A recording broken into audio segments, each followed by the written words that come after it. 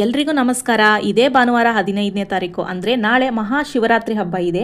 ಶಿವರಾತ್ರಿ ಹಬ್ಬದ ದಿನ ಉಪವಾಸ ಜಾಗರಣೆ ಮಾಡೋದ್ರಿಂದ ಹೆಚ್ಚಿನ ಫಲ ಸಿಗುವುದರ ಜೊತೆಗೆ ಆ ಪರಮಾತ್ಮನ ಅನುಗ್ರಹ ನಮಗೆ ಆಗುತ್ತೆ. ಹಾಗೆ ಬೆಳಗ್ಗೆ ಬೇಗ ಎದ್ದು ಬ್ರಾಹ್ಮಿ ಮುಹೂರ್ತದಲ್ಲಿ ಶಿವನ ಪೂಜೆ ಮಾಡೋದ್ರಿಂದ ಸಕಲ ಇಷ್ಟಾರ್ಥಗಳು ಈಡೇರುತ್ತೆ. ಅದಕ್ಕೆ ನಾವೆಲ್ಲರೂ ನಾಳೆ ಬೆಳಗ್ಗೆ ಬೇಗ ಎದ್ದು ಸ್ನಾನ ಮಾಡಿ ಬ್ರಾಹ್ಮಿ ಮುಹೂರ್ತದಲ್ಲಿ ಶಿವನಿಗೆ ಪೂಜೆ ಮಾಡೋಣ. ಮೊದಲು ನಮ್ಮ ಮನೆ ದೇವರಿಗೆ ಪೂಜೆ ಮಾಡಿ ನಂತರ ನಾವು ಶಿವನಿಗೆ ಪೂಜೆ ಮಾಡಬೇಕು. ಶಿವನಿಗೆ ಅತ್ಯಂತ ಪ್ರಿಯವಾಗಿರುವಂತಹ ಬಿಲ್ವಪತ್ರೆ, ತುಂಬೆ ಹೂವು, ಶಂಖಪುಷ್ಪ ಹೂವು ಇದನ್ನೆಲ್ಲ ಇಟ್ಟು ಪೂಜೆ ಮಾಡಿದರೆ ತುಂಬಾನೇ ಒಳ್ಳೆಯದು. ಆದರೆ ನಮ್ಗೆ ಯಾವುದು ಸಿಗುತ್ತೆ ಅದನ್ನು ಇಟ್ಬಿಟ್ಟು ನಾವು ಶಿವನಿಗೆ ಪೂಜೆ ಮಾಡೋಣ. ಶಿವರಾತ್ರಿ ಹಬ್ಬದ ದಿನ ಶಿವನಿಗೆ ಹಲವಾರು ದೀಪಗಳನ್ನು ನಾವು ಬೆಳಗಬಹುದು. ತೆಂಗಿನಕಾಯಿ ದೀಪ, ದತ್ತುರಿಕಾಯಿ ದೀಪ, ಬೆಲ್ಲದ ದೀಪ, ಈ ಥರ ಹಲವಾರು ದೀಪಗಳನ್ನು ಬೆಳಗಿಸಬಹುದು. ಅದರಲ್ಲೂ ತೆಂಗಿನಕಾಯಿ ದೀಪಾರಾಧನೆ ಮಾಡೋದು ತುಂಬ ಶ್ರೇಷ್ಠವಾದದ್ದು ಅಂತಾರೆ. ನಾನು ಹೇಗೆ ಶಿವರಾತ್ರಿ ಹಬ್ಬದ ದಿನ ತೆಂಗಿನಕಾಯಿ ದೀಪಾರಾಧನೆ ಮಾಡ್ತೀನಿ ಅನ್ನೋದನ್ನು ನಿಮ್ಗೆ ಇಲ್ಲಿ ತೋರಿಸ್ತಾ ಇದ್ದೀನಿ. ತೆಂಗಿನಕಾಯಿ ದೀಪಾರಾಧನೆನ ಮನೆಯಲ್ಲೂ ಮಾಡಬಹುದು ಮತ್ತು ದೇವಸ್ಥಾನದಲ್ಲೂ ಮಾಡಬಹುದು. ನಾನೀಗ ಮನೆಯಲ್ಲೇ ತೆಂಗಿನಕಾಯಿ ದೀಪಾರಾಧನೆ ಮಾಡ್ತಾ ಇದ್ದೀನಿ. ಮೊದಲು ನಾನಿಲ್ಲಿ ಒಂದು ಪುಟ್ಟದಾದ ರಂಗೋಲಿ ಹಾಕ್ಕೊಂಡಿದ್ದೀನಿ. ಅದರ ಮೇಲೆ ಅಡಿಕೆ ಹಾಳೆ ತಟ್ಟೆನ ಇಟ್ಟಿದ್ದೀನಿ. ತಾಮ್ರದ ತಟ್ಟೆ ಅಥವಾ ಹಿತ್ತಾಳೆ ತಟ್ಟೆನೂ ಇಟ್ಕೋಬಹುದು. ನಂತರ ನಾನಿಲ್ಲಿ ತಟ್ಟೆಗೆ 5 ಹಿಡಿ ಅಕ್ಕಿನ ಹಾಕ್ಕೊಂಡಿದ್ದೀನಿ. ಅದಾದ ನಂತರ ತಟ್ಟೆಗೆ ವಿಭೂತಿ, ಶ್ರೀಗಂಧ, ಅರಿಶಿಣ, ಕುಂಕುಮನ ಹಚ್ಕೊಂಡಿದ್ದೀನಿ. ನಂತರ ಒಂದು ತೆಂಗಿನಕಾಯಿಯನ್ನು ಹಿಡ್ಕೊಂಡು ಸಂಕಲ್ಪ ಮಾಡ್ಕೊಳ್ತಾ ಇದ್ದೀನಿ.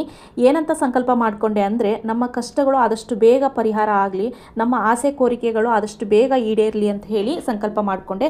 ನಿಮ್ಮ ಮನಸ್ಸಲ್ಲಿ ಏನೇನಿದೆ ನೋಡಿ ಅದನ್ನು ಆ ಪರಮಾತ್ಮನ ಹತ್ರ ಭಕ್ತಿಯಿಂದ ಹೇಳ್ಕೊಂಡು ಸಂಕಲ್ಪ ಮಾಡ್ಕೊಳ್ಳಿ. ನಂತರ ಆ ತೆಂಗಿನಕಾಯಿಯನ್ನು ಒಡೆದು ಅದರಲ್ಲಿರುವಂಥ ತೇವಾಂಶನೆಲ್ಲ ತೆಗಿಬೇಕು. ಜೊತೆಗೆ ಅದರಲ್ಲಿ ಏನು ಜುಟ್ಟಿರುತ್ತಲ್ವ ಅದನ್ನೆಲ್ಲ ತೆಗಿಬೇಕು. ನಂತರ ಕೊಬ್ಬರಿ ಬಟ್ಲನ್ನು ಆ ತಟ್ಟೆ ಮೇಲೆ ಇಟ್ಕೊಂಡಿದ್ದೀನಿ.